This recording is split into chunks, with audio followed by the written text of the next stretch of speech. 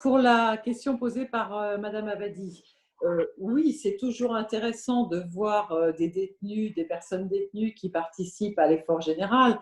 Moi, je vais vous dire quand même une chose, je trouve quand même un petit peu dur qu'on fasse faire des masques à des détenus alors qu'eux-mêmes en sont privés. Je trouve que là, d'accord, ils en font pour la fonction publique, ils en font pour l'administration pénitentiaire, mais je suis quand même assez choquée de voir qu'il n'y a aucune condition dans lesquelles on protégerait les détenus par des masques et qu'alors on leur en fait faire. Donc là, c'est quand même, ça montre aussi la façon dont on considère les détenus qui ne sont pas de véritables citoyens. Et moi, je rappelle régulièrement que l'incarcération, la détention, ça doit être, et c'est d'ailleurs au regard des textes législatifs nationaux et internationaux, ça doit être la liberté de la privation de la liberté d'aller et venir, mais rien d'autre. Et là, régulièrement, avant même la crise sanitaire, eh bien, l'incarcération, c'est la privation du droit à la santé, du droit à l'éducation, du droit au maintien des liens familiaux, encore plus maintenant, et qu'on ne considère pas un détenu comme un véritable citoyen. Et là, je trouve que quelque part, c'est une forme de mépris de faire faire à des détenus des masques alors qu'eux-mêmes en sont privés. Voilà, mais ça n'engage évidemment que moi. La question posée par Monsieur Diard, plutôt le coup de gueule posé par Monsieur Diard. Je n'ai jamais dit que on était sûr qu'il n'y aurait pas aucune infraction posée par les détenus qui seront en liberté. Mais Monsieur le député, euh, actuellement justement, on fait sortir des détenus 2 mois avant leur fin de peine, qu'ils aient d'ailleurs effectué une peine courte ou qu'ils aient effectué une peine très longue. On a pu faire sortir des détenus dans l'eau qui ont purgé 4 ans et on les fait sortir 2 mois avant.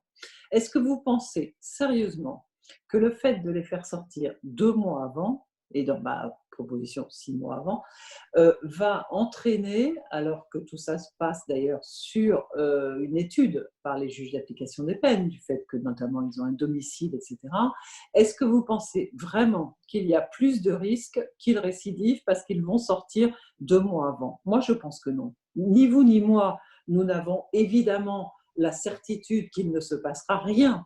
Mais ce que j'ai envie de vous dire, c'est que à la limite, s'il se passe quelque chose, c'est qu'il se serait passé quelque chose 2 mois après.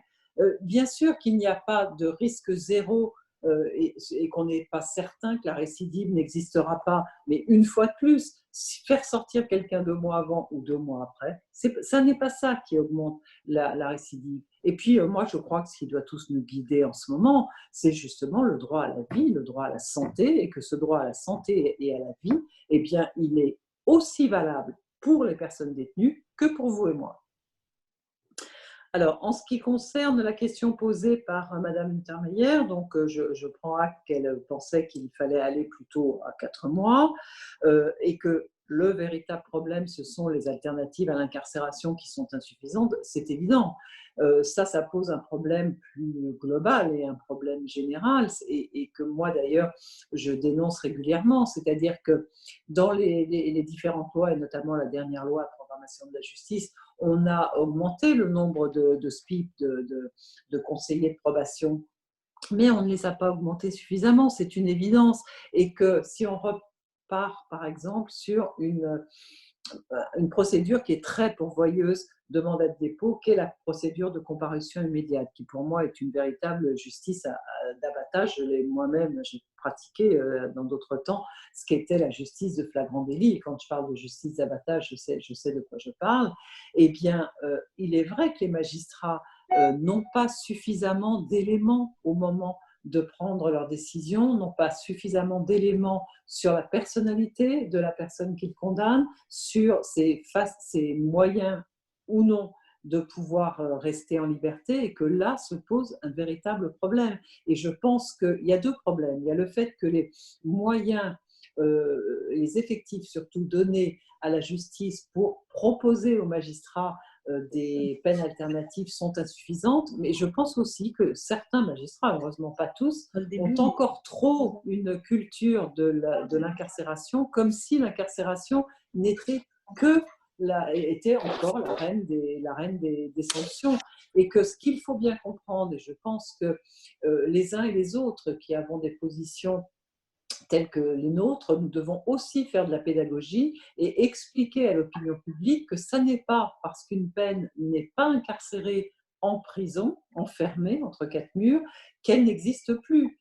Quand il y a un bracelet électronique, quand il y a un sursis mis à l'épreuve, quand il y a un sursis, il y a une condamnation. Elle sera au casier judiciaire et elle suppose un certain nombre de restrictions de la liberté. Donc il faut en finir avec cette impression qu'a une partie de l'opinion publique que dès lors qu'il n'y a pas d'incarcération, il n'y a rien. Le choix, il n'est pas entre la liberté totale et la prison, il est entre la liberté totale, la prison, mais au milieu, tout ce que le législateur a prévu pour justement permettre des sanctions, mais des sanctions qui n'engagent pas la liberté en prison, en incarcération, pardon. Sur l'état d'esprit des mineurs, on en a parlé. Effectivement, je souscris à ce que dit Madame Untermaier. Sur la question des téléphones portables, oui, je n'y suis parvenue, mais ça fait 6 ans que je demande que les téléphones portables, je précise, contrôlés, écoutés, et avec seulement quelques destinataires possibles qui seraient validés soit par le juge d'instruction pour les détenus provisoires, soit par le directeur de la prison pour les détenus condamnés, soient autorisés. C'est-à-dire que les détenus puissent, à partir d'un portable qu'ils auraient acheté en cantine et un portable bridé, puissent faire les mêmes appels que ceux qu'ils peuvent faire par les téléphones coursives, numéros, etc. Et c'est exactement ça qu'il faudrait faire. Ça ne leur permettrait pas de surfer sur Internet, évidemment non. Ça leur permettrait de téléphoner aux personnes à qui ils ont le droit de téléphoner, mais de pouvoir leur téléphoner à toute heure, le soir, ce qui n'est pas possible. Actuellement, les téléphones en coursive ou en cours de promenade, ça s'arrête à 5 ou 6 heures, 17 ou 18 heures.